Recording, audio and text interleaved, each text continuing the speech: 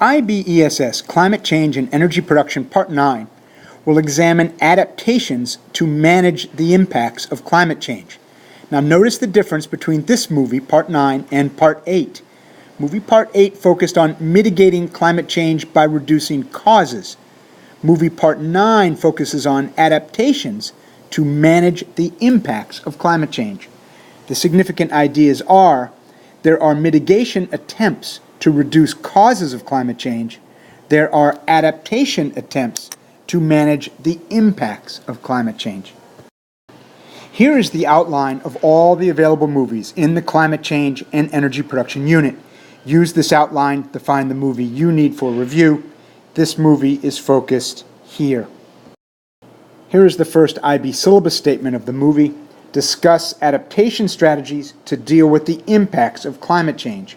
Adaptation is the adjustment of natural or human systems in response to actual or expected climatic stimuli or their effects, which either moderates harm or exploits beneficial opportunities. Here is a list of adaptation strategies that can reduce the adverse effects and maximize the positive effects. First, there are flood defenses due to rising sea levels and extreme weather events. Secondly, vaccination programs to prevent increasing incidence of disease as insects shift north, or for waterborne diseases during extreme weather events. Desalination facilities to change water availability, increase water availability during extreme weather events. Planting crops in previously unsuitable climates as biomes shift. And lastly, international efforts such as the IPCC and climate change talks. Now, I will provide visual imagery of each of these adaptation strategies and provide discussion on the international efforts to mitigate and adapt to climate change. Here's an image of flood defense along the Thames River in London. Flood defense is an adaptation to manage rising sea levels, preventing coastal inundation. Remember that the potential impacts of climate change may vary from one location to another and may be perceived as either adverse or beneficial.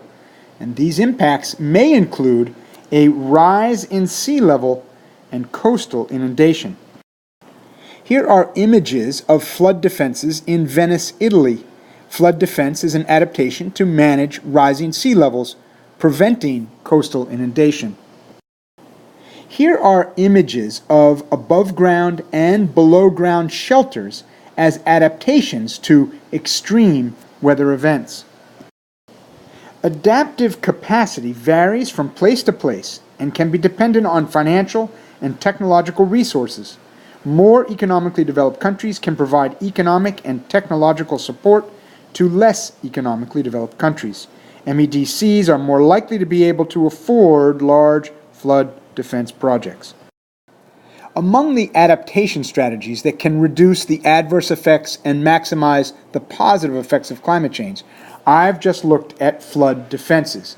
Now let's look at vaccination programs necessary to prevent disease that may be shifting north due to an increase in the mean global temperature. As well, disease may occur more often due to extreme weather conditions that change water availability. Vaccinating children against disease is an adaptation strategy to manage climate change that is likely to change the incidence of disease as biomes shift north. Vaccinations would also help manage disease that arises due to changing water availability, flooding, or drought.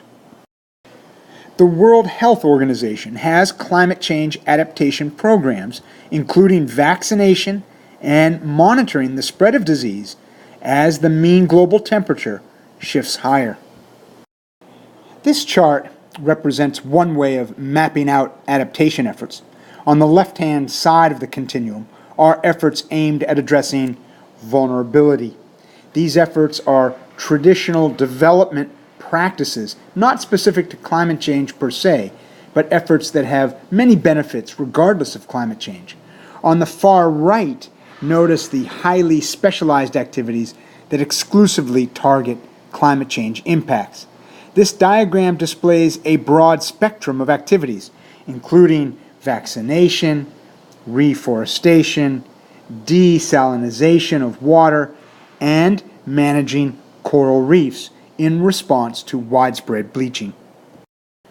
Using a mosquito net to prevent malaria or dengue fever is an adaptation to manage climate change problems.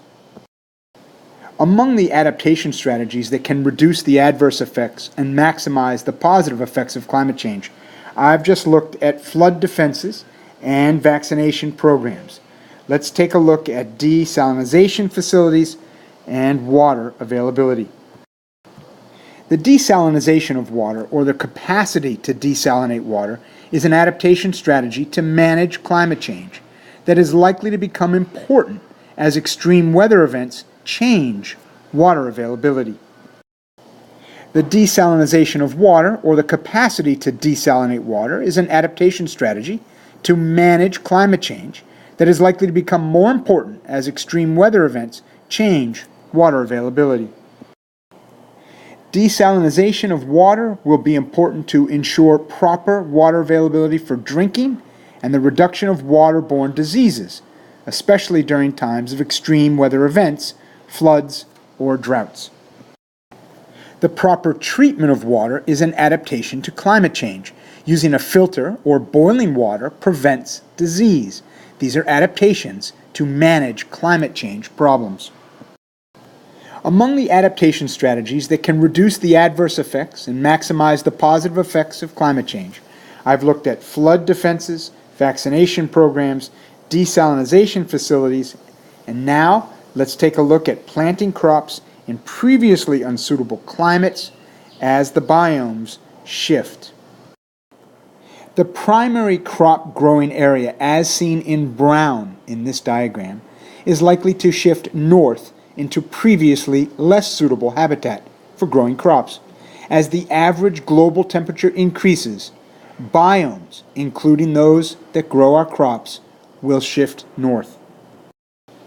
The author of this diagram suggests that food-growing areas, seen here in green, will be well north of where they are today, and the areas in yellow, our primary food-growing regions today, may be deserts.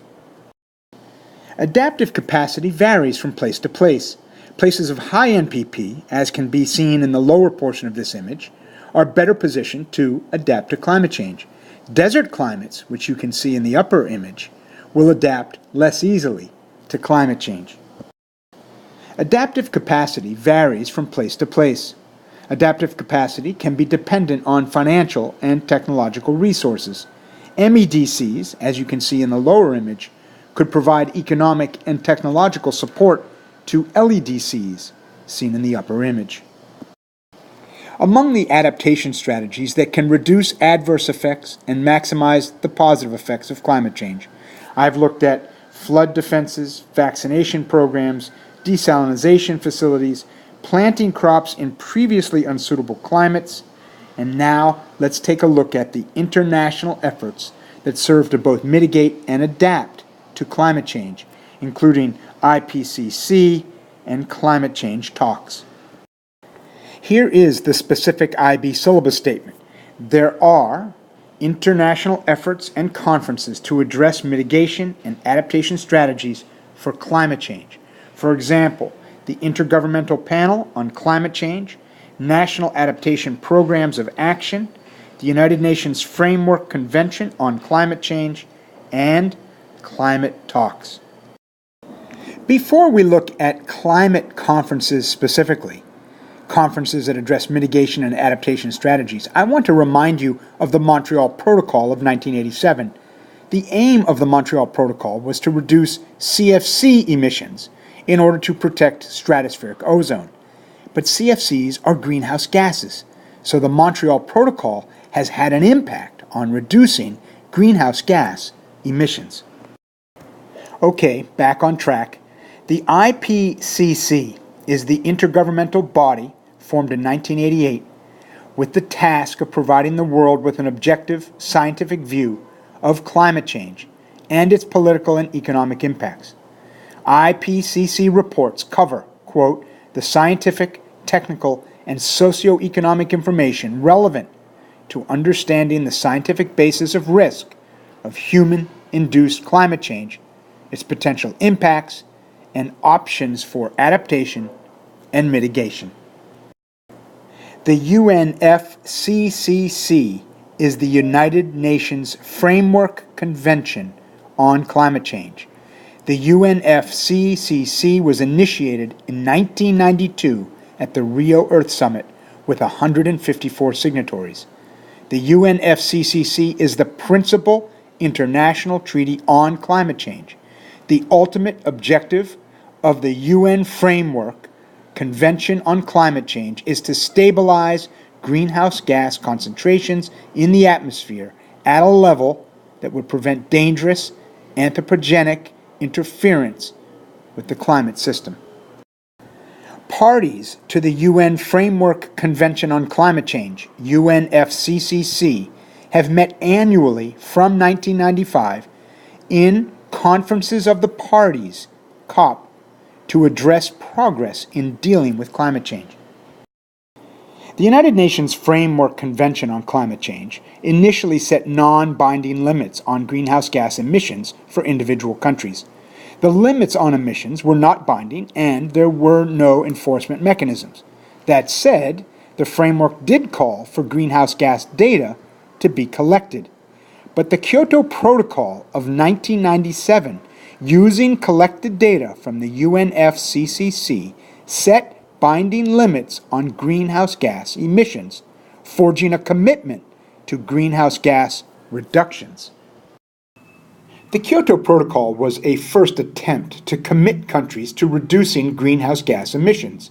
The accord was a failure in large part because the United States, which is one of the largest producers of carbon emissions in the world, refused to sign the legally binding agreement. Developing countries like China and India were not held to the same standard as MEDCs. Furthermore, climate change had become politicized. Conservatives felt that binding limits on the emissions of greenhouse gases would harm economies. And when the U.S. Senate refused to ratify the Kyoto Protocol, the protocol lost momentum. The Kyoto Protocol was a failure in large part because the United States, which is one of the largest producers of carbon emissions in the world, refused to sign the legally binding agreement.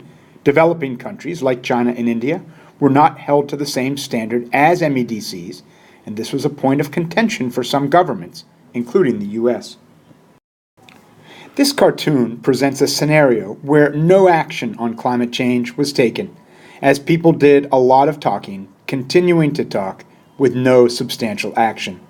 The precautionary principle suggests that we act first, even if we're not sure of all the details, to ensure that serious environmental damage does not happen. The precautionary principle's motto would be better safe than sorry. Can you evaluate the effectiveness of international climate change talks? What if climate change is a hoax and we create a better world for nothing? When an activity raises threats of harm to human health or the environment, precautionary measures should be taken, even if some cause and effect relationships are not fully established scientifically. The Paris Agreement in 2015 was aimed at limiting global warming to less than 2 degrees Celsius. It pursued efforts to limit the rise in temperature to 1.5 degrees Celsius. Climate change has become politicized despite the nature of rational scientific evidence. The current U.S. president has withdrawn from the Paris Accords. Despite all the odds, it appears that the rate of carbon dioxide emissions is slowing.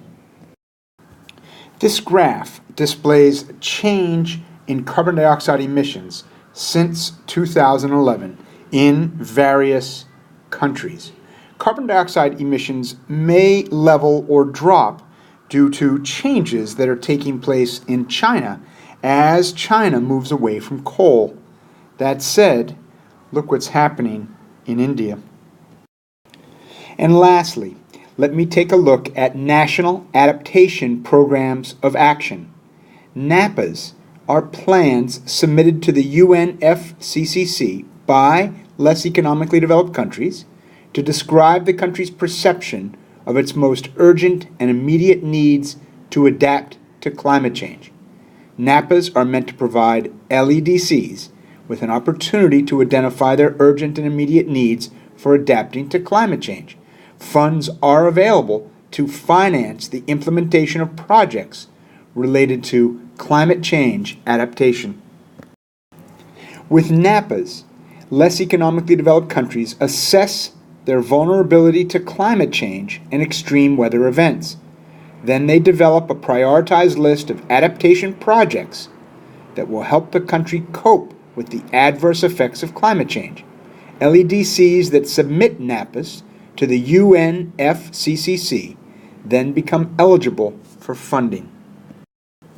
And don't forget through all of this that I've been following this IB syllabus statement, and I've examined all of these international efforts aimed at mitigating and adapting to climate change.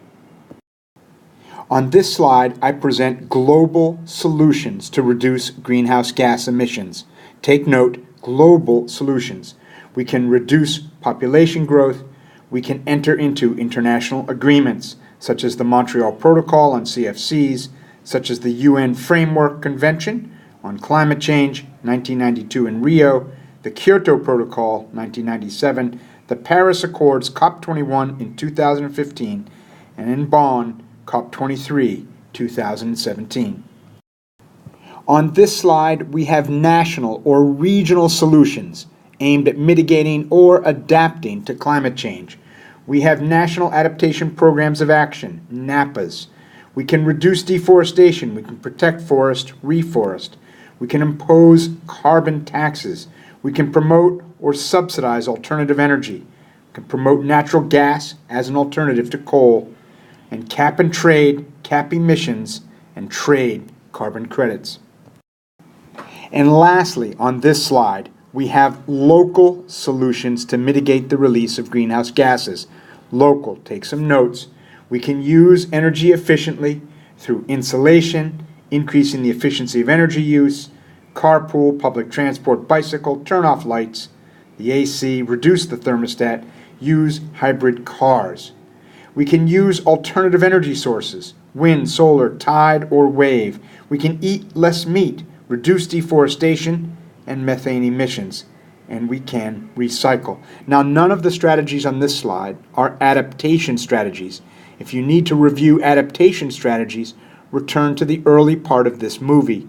Remember, work to distinguish between mitigation strategies aimed at reducing greenhouse gas emissions and adaptation strategies aimed at managing the effects of climate change. And that brings us to the end of IBESS Climate Change and Energy Production, Part 9.